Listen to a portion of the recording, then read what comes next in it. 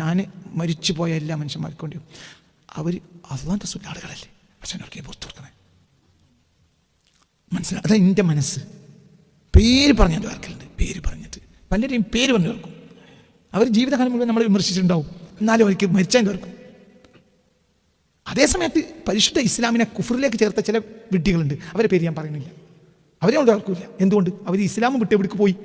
കുഫറിലെ നിസ്കാരം 5 വക്ത് 3 വക്താക്കി. ഉദാഹരണം പറയാം, അത് നമ്മൾ പഠിക്ക പുറത്താണ്, എവിടെയല്ല. ഏത് വഹാബിയാണെങ്കിലും മൗദൂദിയാണെങ്കിലും അവരൊന്നും എന്തല്ല, ഇസ്ലാമിയത്തിന് പുറത്തല്ല, അകത്തുള്ളവരാണ്, വിദേഹത്തിൻ്റെ ആളുകളാണ്. അത്രയേ ഉള്ളൂ. അവർ കാഫറല്ല.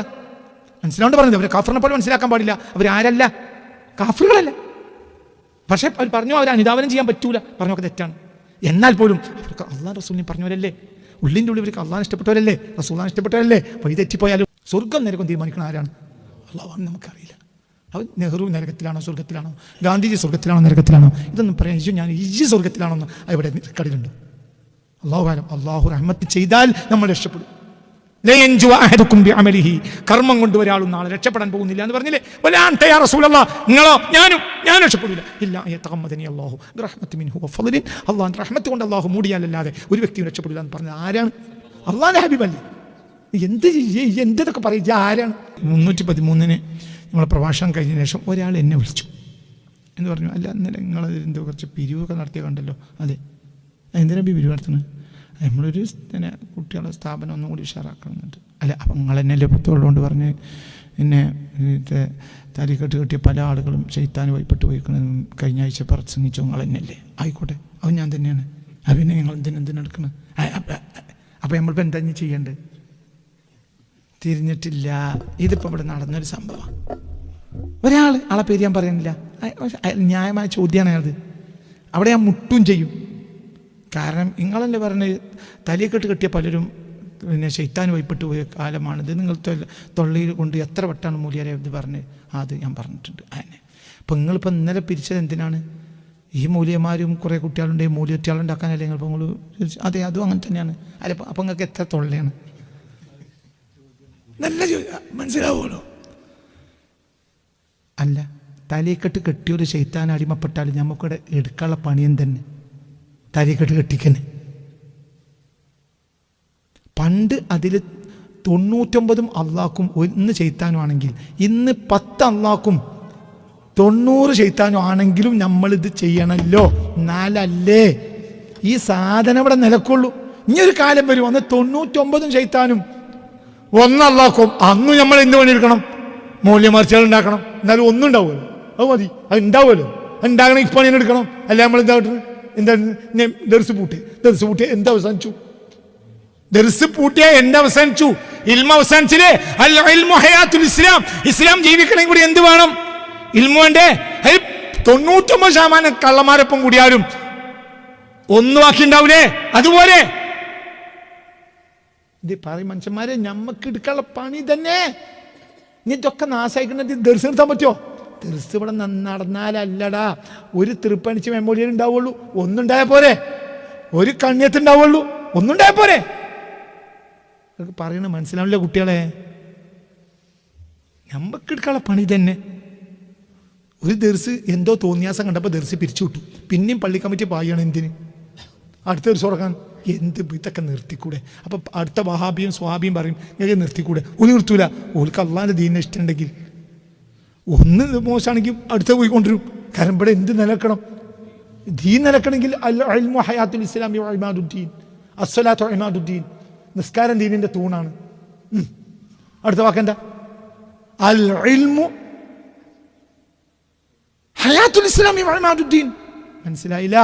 അസ്സലാത്തു ഇമാദുദ്ദീൻ എന്താ അർത്ഥം? നിസ്കാരം ദീനിന്റെ തൂണാണ്. ശരി. അൽ ഇൽമു, അടുത്ത ഹദീസ്, അൽ ഇൽമു ഹയാത്തുൽ ഇസ്ലാമി വ ഇമാദുദ്ദീൻ. ഇൽമു എന്നാൽ ദീനിന്റെ ജീവമാണ്, ദീനിന്റെ തൂണുമാണ്. നിസ്കാരോ തൂണ്, അതിന് ജീവൻ ഉണ്ടാവില്ല. എന്തില്ലെങ്കിൽ? ഇൽമില്ലെങ്കിൽ വെറും തൂണായിരിക്കും. സമുദായത്തിനെ ചലിപ്പിക്കാൻ കഴിയില്ല, വെറും മരമുട്ടി. സമുദായം ചലിക്കണമെങ്കിൽ എന്ത് വേണം? ഇൽമു വേണം. ഈ മൂല്യർ വടക്കാണെങ്കിൽ വേറെ മൂല്യർ കൊണ്ടുവരും. അത് വടക്കാണെങ്കിൽ അപ്പുറത്തുള്ളും. ആയുസ് മുഴുവൻ നമുക്ക് ഈ വടക്കിന്റെ പിന്നാലെ നടന്നാലും നമ്മൾ നന്മയും ചെയ്ത് എന്തുകൊണ്ട്? വടക്കിൻ്റെ അടി നമ്മൾ എന്താ അന്വേഷിക്കുന്നുണ്ട്? നല്ലത്. നമ്മളെ പണി എങ്ങനെയും ശരിയാവൂല. അത് അവിടെ ആർക്കാ ഉപകാരം? വഹാബിക്ക്. എന്താണോ പറയേ? ഇതൊക്കെ ഇവിടെ പൂട്ടിയാലേ ഇവിടെ ദീൻ അവസാനിച്ചില്ലേ?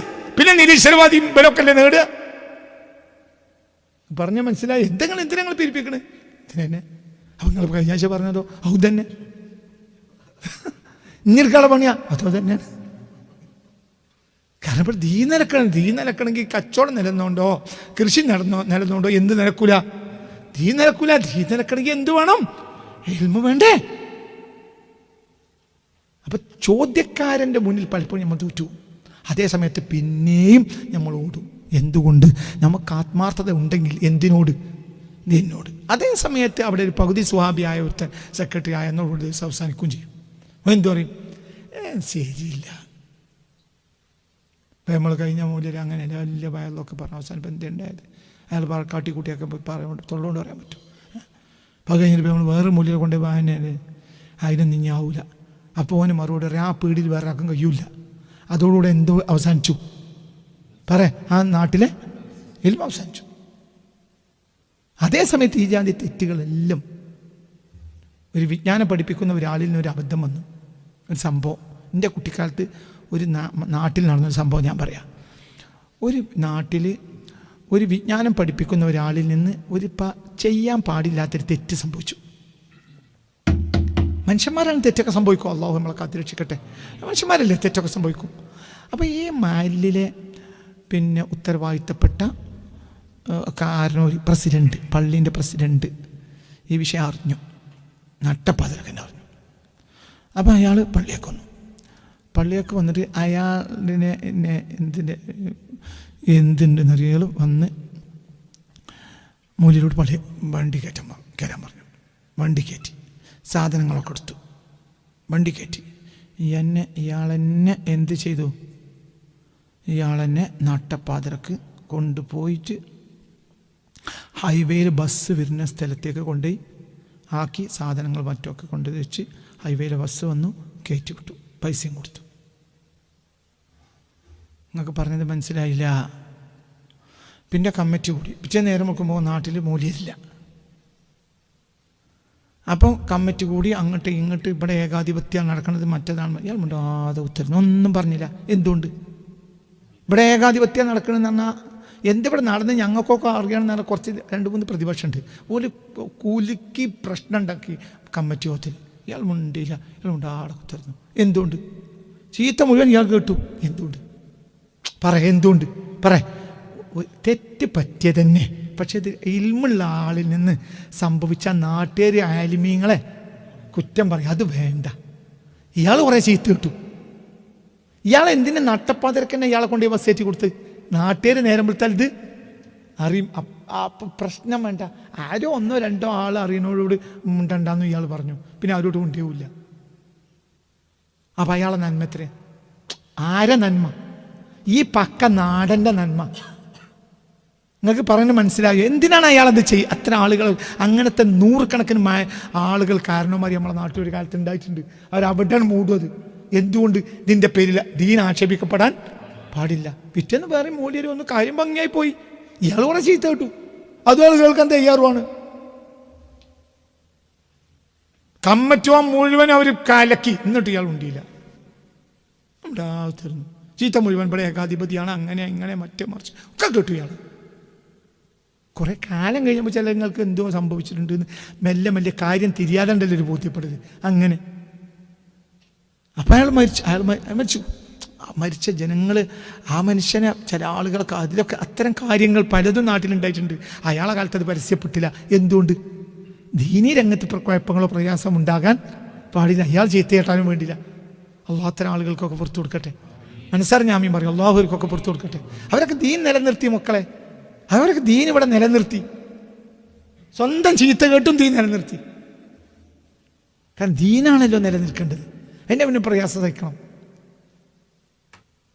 അപ്പം അതൊക്കെ ഞാൻ പറഞ്ഞില്ല, അതെല്ലാം ആത്മാർത്ഥതയാണ്. ദീനിനോട് കാണിക്കുന്ന ആത്മാർത്ഥത. ആ ഹൃദയത്തിൻ്റെ വാതിൽ ഇപ്പം പക്ക ജാഹിലാണ്. പക്ഷേ നമ്മൾ വിചാരിക്കും ജാഹിലാണ്. ജാഹിലല്ല. അയാൾ ഉള്ളിൻ്റെ ഉള്ളിൽ ബസീറത്തുണ്ട്, അകക്കണ്ണ് തുറന്നിട്ടുണ്ട്. അകക്കണ്ണ് തുറക്കാതെ അത്തരം കാര്യം ഒരാൾക്ക് ചെയ്യാൻ കഴിയൂല, ചെയ്യാൻ കഴിയില്ല. അള്ളാഹു അകക്കണ്ണ് തുറന്നവരിൽ നമ്മളെ ഉൾപ്പെടുത്തി തരട്ടെ. അതാണ് മുസ്തഫ സ്വാഹിബി സിദ്ദഖ് എന്ന വരിയിലുള്ളത്. ഞാൻ റസൂലുള്ളാഹിനെ ആസ്വദിച്ചു സല്ലല്ലാഹു അലൈഹി വസല്ലം. റസൂലുള്ളാഹിനെ ആസ്വദിക്കുന്ന ആളുകൾക്ക് എല്ലാവർക്കും എന്താണെന്നറിയോ, ഉമ്മത്തിനോട് വല്ലാത്തൊരു സ്നേഹം ഉണ്ടാവും. ഉമ്മത്തിനോട് സ്നേഹം ഉണ്ടാവും, ഉമ്മത്തിനോട് സ്നേഹം ഉണ്ടാവും. അല്ലാഹു സുബ്ഹാനഹു വ തആല ഞങ്ങൾക്ക് രഹസ്യം പറഞ്ഞാൽ ഞങ്ങൾക്ക് വിമർശിക്കാം. ഞാൻ വഹാബിയത്തിനെ കടുത്ത ഭാഷ വിമർശിക്കുന്ന ഒരാളാണ്. അതേസമയത്ത് എനിക്കറിയുന്ന വഹാബികളൊക്കെ മരിച്ചാൽ ഞാൻ അവർക്ക് വേണ്ടി ദുആ ചെയ്യാറുണ്ട്. ഈ പെരുന്നാളെന്ന് പറഞ്ഞിട്ടുണ്ട്. ഞാൻ വലിപ്പത്തരം പറയല്ല, എൻ്റെ ശിഷ്യന്മാരായ നിങ്ങൾക്കൊരു ഉപകാരം പറഞ്ഞുതരാം. നമ്മൾ എതിർക്കുന്നത് ആ ചിന്താധാരയാണ്, ആ വ്യക്തിയല്ല. ആ വ്യക്തി അള്ളാഹിൻ്റെ മുന്നിൽ രക്ഷപ്പെടണമെന്നാണ് നമ്മൾ ആഗ്രഹം. എൻ്റെ അറിവിൽപ്പെട്ട എല്ലാ വഹാബികളും മരിച്ചാൽ അവർക്ക് വേണ്ടി ഞാൻ ദുആ ചെയ്യാറുണ്ട്. റബ്ബേ അവർക്ക് ഇത് പുറത്തു കൊടുക്കണം, പറഞ്ഞതൊക്കെ തെറ്റാണ്, എന്നാലും നീ അവർക്ക് പുറത്തു കൊടുക്കണം. നിങ്ങൾക്ക് പറഞ്ഞാൽ മനസ്സിലായി. കാരണം അവരൊക്കെ എന്തിൽപ്പെടും? മിനുമ്മത്തി മുഹമ്മദീൻ, മുസ്തഫ നബിൻ്റെ ഉമ്മത്താണ്. പറഞ്ഞൊക്കെ തെറ്റാണ്, ശരി തന്നെ, ഒക്കെ തെറ്റാണ്. പക്ഷെ നമ്മൾ അവർ മരിച്ചാൽ അവർക്ക് വേണ്ടി ദുആ ചെയ്യണം. എന്തുകൊണ്ട്? അവർ അള്ളാഹുവിൻ്റെ റസൂലിനെയും വേറെ ലൈനിലാണെങ്കിലും അള്ളാഹുവിൻ്റെ റസൂലിൻ്റെ ആളുകളല്ലേ. അവർ അള്ളാഹിനെ നിഷേധിച്ചിട്ടില്ല, ആരും നിഷേധിച്ചിട്ടില്ല, റസൂലുള്ളാഹിനെ നിഷേധിച്ചിട്ടില്ല. ഞാൻ ഈ പെരുന്നാക്കും ദുആ തന്നിട്ടുണ്ട്. എനിക്കറിയുന്ന എല്ലാ വഹാബികൾക്കും വേണ്ടി പഠിച്ചാൽ അവർക്ക് പുറത്തു കൊടുക്കണം എന്ന് പറഞ്ഞ് ഞാൻ ദുആ ചെയ്തിട്ടുണ്ട്. ഇത് പുറത്ത് തന്നാൽ ഇനിയിപ്പോൾ അതിൻ്റെ വലിയ പ്രശ്നം ഉണ്ടാവും. ഇനി ബൈൽ നിങ്ങൾ ഫത്വ നോക്കും, അങ്ങനെ ദ്വാരക്കാൻ പറ്റുമോ ഇല്ലേ. നിങ്ങളെ കിതാബിൽ അങ്ങനെ പറ്റൂല എന്നായിരിക്കും. എനിക്ക് വേറെ കിതാബാണ്, എൻ്റെ കിതാബ് പറ്റും. ഞങ്ങളെ കിതാബ് മുഴുവൻ കൂടി അംഗീകരിക്കില്ല. എനിക്ക് വേറൊരു സൈസ് കിതാബുണ്ട്. ഞാൻ മരിച്ചു പോയ എല്ലാ മനുഷ്യന്മാർക്ക് വേണ്ടിയും അവർ അള്ളാഹിൻ്റെ റസൂലിൻ്റെ ആളുകളല്ലേ, പക്ഷേ അവർക്ക് പുറത്തു കൊടുക്കണേ. മനസ്സിലാവും? അതാ എൻ്റെ മനസ്സ്. പേര് പറഞ്ഞ് ഞാൻ ദ്വാരക്കലുണ്ട്, പേര് പറഞ്ഞിട്ട് പലരെയും പേര് പറഞ്ഞു തീർക്കും. അവർ ജീവിതകാലം മുഴുവൻ നമ്മളെ വിമർശിച്ചിട്ടുണ്ടാവും, എന്നാലും അവർക്ക് മരിച്ചാൽ തീർക്കും. അതേസമയത്ത് പരിശുദ്ധ ഇസ്ലാമിനെ കുഫറിലേക്ക് ചേർത്ത ചില വിഡ്ഢികളുണ്ട്, അവരെ പേര് ഞാൻ പറയുന്നില്ല. അവരെ കൊണ്ട് ഓർക്കില്ല. എന്തുകൊണ്ട്? അവർ ഇസ്ലാമും വിട്ട് എവിടേക്ക് പോയി? കുഫറിലെ നിസ്കാരം 5 വക്ത് 3 വക്താക്കി. ഉദാഹരണം പറയാം, അത് നമ്മൾ പഠിക്ക പുറത്താണ്, എവിടെയല്ല. ഏത് വഹാബിയാണെങ്കിലും മൗദൂദിയാണെങ്കിലും അവരൊന്നും എന്തല്ല, ഇസ്ലാമിയത്തിന് പുറത്തല്ല, അകത്തുള്ളവരാണ്, വിദേഹത്തിൻ്റെ ആളുകളാണ്. അത്രയേ ഉള്ളൂ. ഒരു കാഫറല്ല. മനസ്സിലാണ്ട് പറഞ്ഞത്, അവരെ കാഫറിനെ പോലെ മനസ്സിലാക്കാൻ പാടില്ല. അവരാരല്ല, കാഫറുകളല്ല. പക്ഷേ അവർ പറഞ്ഞു, അവരെ അനുധാവനം ചെയ്യാൻ പറ്റൂല, പറഞ്ഞൊക്കെ തെറ്റാണ്. എന്നാൽ പോലും അവർക്ക് അള്ളാഹ് റസൂലിനെ പറഞ്ഞവരല്ലേ, ഉള്ളിൻ്റെ ഉള്ളിൽ ഇവർക്ക് അള്ളാഹിനെ ഇഷ്ടപ്പെട്ടവരല്ലേ, റസൂലിനെ ഇഷ്ടപ്പെട്ടവരല്ലേ. വഴി തെറ്റിപ്പോയാലും അവർ മരിച്ചാൽ റബ്ബേ അവർക്ക് പുറത്തു കൊടുക്കണമെന്ന് ഈ പെരുന്നാൾ രാവിനും ഞാൻ എനിക്കറിയുന്ന വഹാബികൾക്കൊക്കെ വേണ്ടി പുറത്തു കൊടുക്കാൻ ദുആ ചെയ്തിട്ടുണ്ട്. കാരണം നമുക്ക് ആ പ്രസ്ഥാനത്തോടും ചിന്താധാരയോടുമാണ് എതിർപ്പ്, അല്ലാതെ ആരോടല്ല. ഈ വ്യക്തിയോട് ഒരിക്കലുമല്ല. അങ്ങനെ എനിക്കൊരു അങ്ങനത്തെ സ്വഭാവം ഉണ്ടാവില്ല. അതുകൊണ്ടാണ് എൻ്റെ വാപ്പ എനിക്ക് റഹ്മത്തുള്ള എന്ന് പേരിട്ട്. ഒരിക്കലുമില്ല, അതുറപ്പ്, അത് യാതൊരു സംശയമില്ല എനിക്ക്. അവരൊക്കെ നാളെ അള്ളാഹിൻ്റെ കോടതി അവരൊക്കെ രക്ഷപ്പെടാൻ നമ്മൾ ആഗ്രഹം. എന്തേ അങ്ങനെയല്ലേ? അവർ അല്ലാഹു അക്ബർ എന്ന് പറഞ്ഞവരല്ലേ? പറയടോ, അവർ ലാ ഇലാഹ ഇല്ലല്ലാഹ് എന്ന് പറഞ്ഞവരല്ലേ? അവർ ഖുർആനെ കളവാക്കാത്തവരല്ലേ? അവർ ദീനിൽ ഒരു അടിസ്ഥാന ഘടകത്തെ തെറ്റാക്കാത്തവരല്ലേ?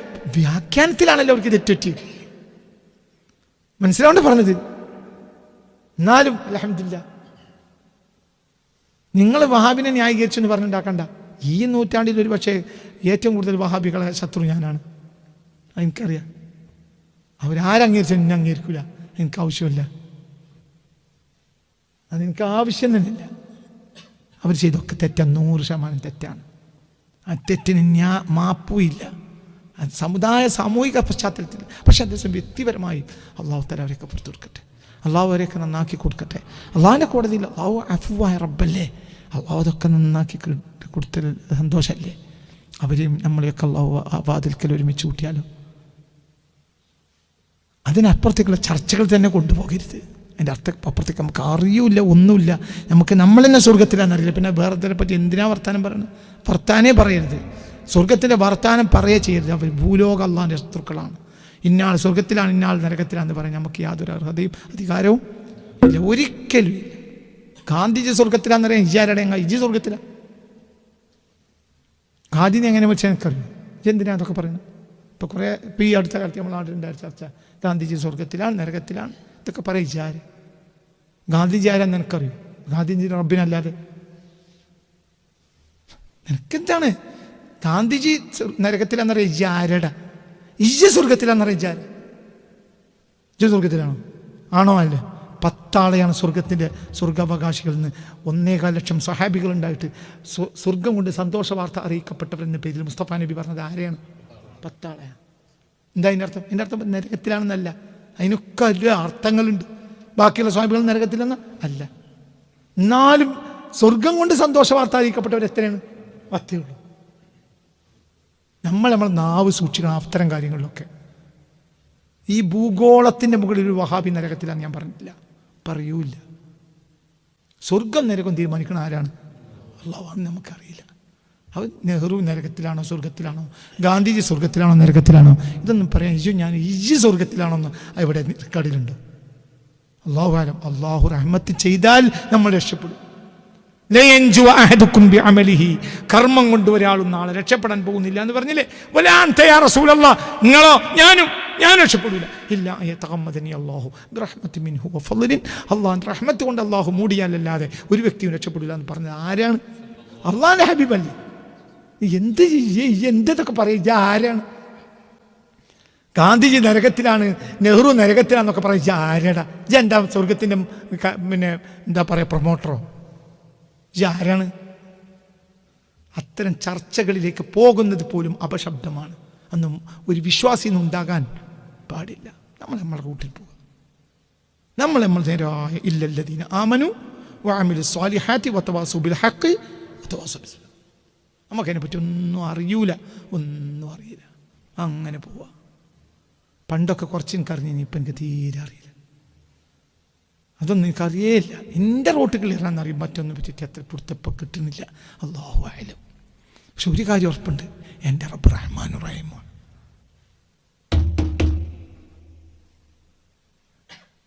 കഴിഞ്ഞു. ഞാനെല്ലാം വെള്ളം മറന്ന് ഞാൻ നരകമൊക്കെ ഉണ്ടാക്കി. പിന്നെ ഞാൻ വെള്ളം മറന്ന് കെടുത്തി. ഞങ്ങൾ കണ്ടുകൊടുത്ത് കൂടെ പോയിക്കോളി എന്ന് പറയാനും അവകാശമുള്ള ആളാണ് ആര്? അല്ലാഹ്. പോയിക്കോളി. നരകമൊക്കെ ഉണ്ടാക്കിയിരുന്നു. പക്ഷെ പിന്നെ ഞാനതൊക്കെ വെള്ളം മറന്ന് കെടുത്തി. നിങ്ങൾ അതിലൊക്കെ പോയിക്കൊള്ളട്ടോ എന്ന് പറഞ്ഞാലും അതിനും ഈ പറയാൻ യോഗ്യനാണ് ആര്? അല്ലാഹു. അത്ര മതി. മറ്റൊന്നും നമുക്ക് അറിയില്ല. അതൊന്നും അറിയാം. എനിക്ക് ഒന്നും അറിയില്ല. അല്ലാഹു എല്ലാവരെയും സ്വർഗത്തിലാക്കി തരട്ടെ. അള്ളാഹിൻ്റെ പൊരുത്തം എല്ലാവരെയും അല്ലാഹു സ്വർഗത്തിലാക്കി തരട്ടെ. അള്ളാഹുവിൻ്റെ പൊരുത്തത്തിലാക്കി തരട്ടെ. അപ്പം നിങ്ങൾ നിയമത്തിൽ അങ്ങനെ പുസ്തകത്തിൽ എങ്ങനെ ഉണ്ടെന്ന് പറയുന്നത്? ഈ പുസ്തകം ഉണ്ടാക്കിയ റബ്ബല്ലേ, ആ പുസ്തകം മാറ്റേണ്ടതും റബ്ബനല്ലേ? ഞാൻ എൻ്റെ ഒരു മോക്കൊരു അഡ്മിഷന് വേണ്ടിയിട്ട് ഇന്നലെ രാത്രി ഒരു പ്രിൻസിപ്പാൾ കുറിച്ചു. SSLC കഴിഞ്ഞ് +1 പരീക്ഷ ആപ്ലിക്കേഷൻ കൊടുക്കണം. അവർ പ്രിൻസിപ്പലിൻ്റെ മോള് പിന്നെ പറഞ്ഞു, ഇപ്പം ഇങ്ങനെ ഒരു ഉണ്ട് അവൾക്ക് അഡ്മിഷൻ എടുക്കാൻ ഞാൻ പറഞ്ഞു വെച്ചിട്ടുണ്ട്, നിങ്ങൾ ആ പ്രിൻസിപ്പാൾക്കൊന്ന് വിളിക്കുന്നതാണ്. അപ്പോൾ ഞാൻ പ്രിൻസിപ്പാൾക്ക് വിളിച്ചു. അപ്പോൾ പ്രിൻസിപ്പാളിനോട് പറഞ്ഞു, നമ്മളത് പിന്നെ മെയ് മാസത്തിൽ പരീക്ഷ റിസൾട്ട് വന്നതിൻ്റെ പിറ്റേന്ന് തന്നെ നമ്മളത് ക്ലോസ് ആവും. അപ്പോൾ നമുക്ക് പിന്നെ ഇതിൽ ഇനിയിപ്പോൾ നിർവാഹമൊന്നുമില്ല, ക്ലോസാണ്.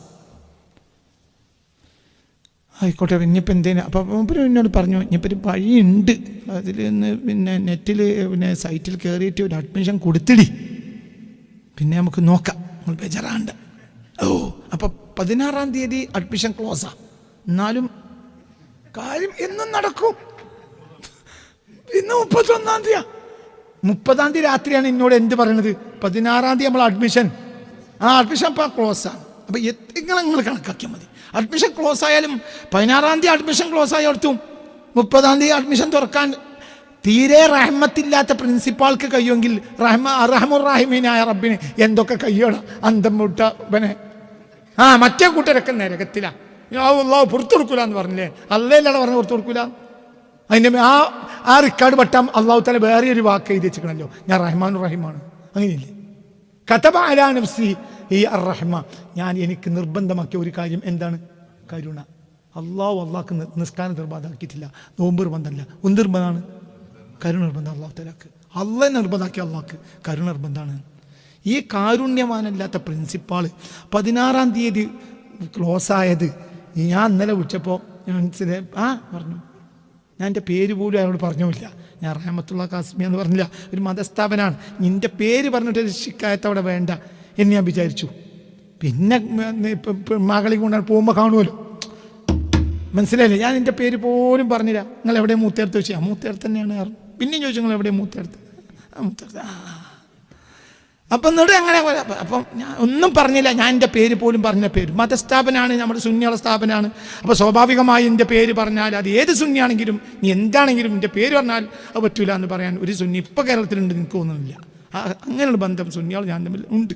പക്ഷെ ഞാൻ അവിടെ പേര് പറഞ്ഞില്ല. എന്നിട്ടും അയാൾ എന്ത് പറഞ്ഞു? 16-ാം തീയതി ക്ലോസാണ് നമ്മളെ അഡ്മിഷനൊക്കെ, പക്ഷേ നിങ്ങൾ നാളെ സൈറ്റിൽ കയറി അത് കൊടുക്കാൻ വേണ്ടി പറയും, നമുക്ക് എന്തെങ്കിലും ചെയ്യാം എന്ന്. കരുണ എന്ന് പറഞ്ഞത് തീരല്ലാത്ത ഈ മനുഷ്യജീവി ഇന്നഹു കാന വലൂമൻ ജഹൂലൻ, അക്രമി എന്ന് വൻ അക്രമി എന്ന് ഖുർആൻ പറഞ്ഞ ഇവന് വരെ ഇത്തരം കരുണ ഉണ്ടെങ്കിൽ രാജാതിരാജൻ്റെ കരുണ എത്ര ആയിരിക്കും? ഗാന്ധിജി നരകത്തിൽ പറയാൻ ഏത് ബാപ്പയുടെ അമുക്ക് എനക്ക് അധികാരം തന്ന്? ആരുടെ എന്താണ് വിചാരിച്ചത്? ഇതൊക്കെ വിളിച്ചു പറയാം. ഗാന്ധി നരകത്തിലാണ്, നെഹ്റു നരകത്തിലാണ്, ഇതൊക്കെ പറയും. ആരാ ഇജ് നരകത്തിലാ സ്വർഗത്തിന് എനിക്കറിയും. അതൊന്നും പറയരുത്. നമ്മൾ നേരായ വഴിക്ക് പോവുക, തെറ്റിനെ പറഞ്ഞു കൊടുക്കുക. അത് തെറ്റാണ്, അത് ശരിയല്ല, ഷിർക്ക് തെറ്റാണ് അല്ലേ? പറയും കുട്ടി, കുഫ്ർ തെറ്റാണ്, ഷിർക്ക് തെറ്റാണ് എല്ലാം പറയാം. അതിൻ്റെ അപ്പുറത്തും ഇനിയൊരു ഓപ്ഷൻ ഉണ്ട് അല്ലേ? പറയും, അതിൻ്റെ അപ്പുറത്തും ഓപ്ഷൻ ഉണ്ടാവും. അത് നമുക്കറിയില്ല. ഞാനും ഹൈദർ ശാബുദങ്ങളും പ്രസംഗത്തിന് വേണ്ടി 2012 ആ പ്രസംഗത്തിന് വേണ്ടി രണ്ടാളും കൂടെ പിന്നെ ഇവിടേക്ക് പോയി, ദുബായ്ക്കാർ പറഞ്ഞിരുന്നു നിങ്ങൾ തങ്ങളെ കൂട്ടി വരണം, തങ്ങളെ ടിക്കറ്റ് ഒക്കെ പറഞ്ഞു. ഞാൻ പ്രസംഗം തങ്ങൾ ഉദ്ഘാടനം 2010 ദുബായ്ക്ക് പോയി. ഞാൻ തലേന്ന് തങ്ങളെ പോയി കണ്ടു. തങ്ങളെ ഞാൻ വരും വേണ്ട ഒക്കെ തങ്ങൾ പറഞ്ഞു.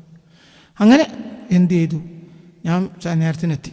ഞാനെത്തി അവിടെ ഇങ്ങനെ കുത്തിരുന്ന് ബോർഡിംഗ് പാസ് എടുത്തില്ല. തങ്ങൾ വന്നിട്ട് ഒന്നിച്ചെടുക്കാമല്ലോ എന്ന് വിചാരിച്ച്. തങ്ങൾ വന്നതന്നെയല്ല. അവസാനം ഞാൻ ബോർഡിംഗ് പാസ് എടുത്ത് എമിഗ്രേഷൻ ക്ലിയറൻസൊക്കെ കഴിഞ്ഞ് മേലെ കയറി കുത്തുന്ന അണ്ടില്ലാത്ത അണ്ണായിരിക്കണമായിരുന്നു. കാരണം എന്തുകൊണ്ട്? തങ്ങളുണ്ടായാലേ പരിപാടി നടക്കുള്ളൂ. പിന്നെ എനിക്കിപ്പോൾ ഒരു യാത്ര കിട്ടും പഠിച്ചോണ്ട് അവസാനത്തെ ആളെയും വിളിച്ച് ഈ അവസാനമൊക്കെ ഞാൻ എല്ലാവരും വന്നിട്ട് ഞാൻ കയറിയില്ല. എന്തുകൊണ്ട്? എല്ലാവരും ഫ്ലൈറ്റ് കയറിയിട്ട് ഞാൻ കയറിയില്ല. എന്തുകൊണ്ട്? ഇത് തങ്ങൾ വരണ്ടേ? അവസാനം എയർ ഹോസ്റ്റലിൻ്റെ ആളുകൾ വന്ന് ദേഷ്യപ്പെട്ടു, നിങ്ങൾ ഈ ഫ്ലൈറ്റ് പോകേണ്ടതാണെങ്കിൽ പെട്ടെന്ന് കയറിക്കൊള്ളാണ്.